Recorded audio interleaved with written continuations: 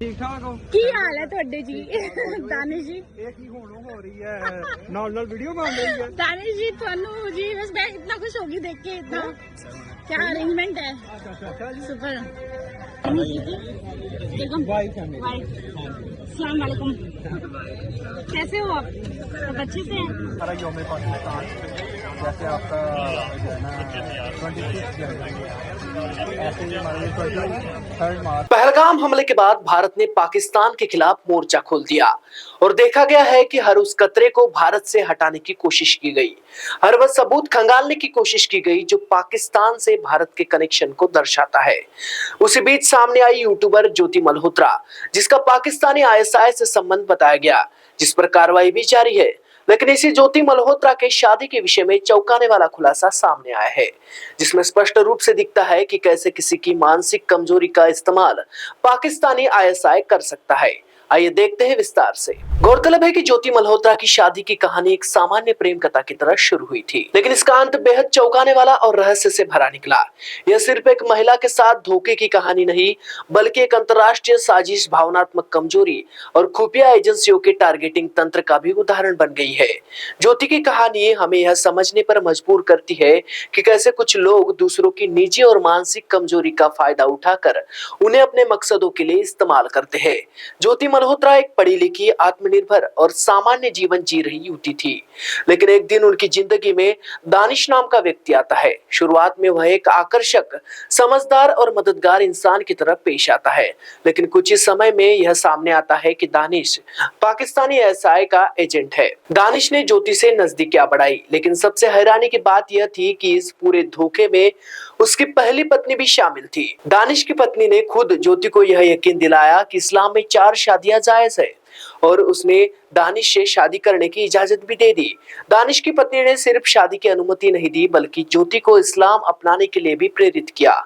यह सब एक सुविचारित योजना का हिस्सा था, लेकिन ज्योति पर भावनात्मक दबाव डाला गया कि अगर वह दानिश से शादी करना चाहती है तो पहले उसे धर्म परिवर्तन करना होगा। इसके बाद पाकिस्तान हाई कमीशन में एक मौलवी की मौजूदगी में दानिश और ज्योति की शादी करवाई गई। यह शादी कानूनी दस्तावेजों में दर्ज हुई और इसके बाद दोनों इंडोनेशिया में हनीमून मनाने चले गए। शादी के बाद दानिश ने ज्योति से कहा कि वह सरकारी दस्तावेजों और कागजात में अपना नाम, मुस्लिम नाम इस्तेमाल करे, लेकिन लोगों के सामने अपने पेशेवर जीवन में ज्योति मल्होत्रा नाम ही उपयोग करे। यह एक सोची समझी रणनीति थी ताकि किसी को शक न हो और ज्योति का भारतीय संपर्क और भरोसा बना रहे।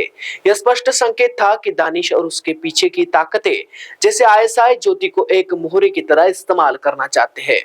एक ऐसी महिला जो भारतीय समाज में भरोसे के साथ अपनी पहचान बनाए रख सके, लेकिन अंदर से ही उनका एजेंडा पूरा कर सके। सवाल यह उठता है कि एक पढ़ी लिखी, समझदार महिला आखिर इस जाल में कैसे फंस गई? इसका जवाब उसकी जीवन कहानी में छिपा है। ज्योति का बचपन बेहद दुखद रहा। जब वह सिर्फ 1 साल की थी, उसके माता पिता का तलाक हो गया। इसके कुछ सालों बाद ही उसकी मां का निधन हो गया और फिर उसके पिता ने ही उसके और उसके भाइयों को पाला। मां और बड़ी बहन जैसी कोई मार्गदर्शक, कोई सखी, कोई संरक्षक उसके जीवन में नहीं थी।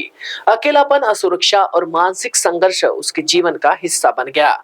ऐसी परिस्थितियों में अक्सर व्यक्ति भावनात्मक सहारे की तलाश करता है।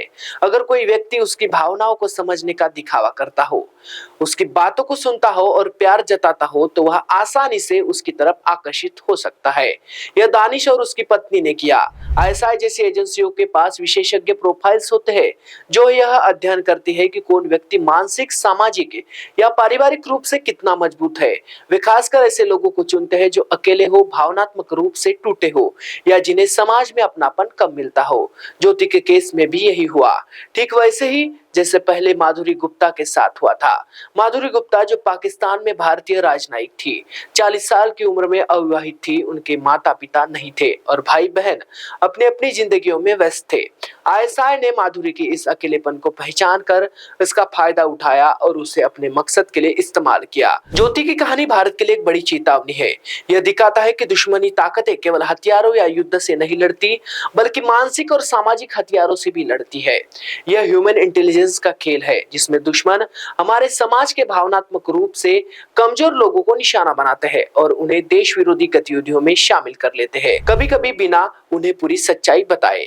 यह घटना बताती है कि हमारी सुरक्षा एजेंसियों को न केवल तकनीकी निगरानी करनी चाहिए, बल्कि ऐसे मामलों में मानसिक स्वास्थ्य, समाजशास्त्र और प्रोफाइलिंग की मदद से भी निगरानी रखनी चाहिए। साथ ही समाज की भी जिम्मेदारी है कि वह ऐसे अकेले लोगों के साथ संवाद बनाए रखे, उन्हें समर्थन दे और उन्हें भावनात्मक रूप से मजबूत करे। ज्योति मल्होत्रा की शादी की कहानी एक बेहद चौंकाने वाला उदाहरण है कि कैसे व्यक्तिगत दुख और अकेलापन किसी को कितनी बड़ी अंतर्राष्ट्रीय साजिश का हिस्सा बना सकता है। यह कहानी हमें सिखाती है कि भावनात्मक रूप से कमजोर लोगों को कैसे बचाया जाए, उन्हें समझा जाए और समर्थन दिया जाए। और यह एक महिला की त्रासदी भरी नहीं, बल्कि पूरे राष्ट्र के लिए एक सीख है। भावनाएं, भरोसा और पहचान जब इनका दुरुपयोग होता है तो न केवल व्यक्ति टूटता है, बल्कि देश भी खतरे में पड़ सकता है। अधिक जानकारी के लिए देखते रहिए महाराष्ट्र ट्यूब 24।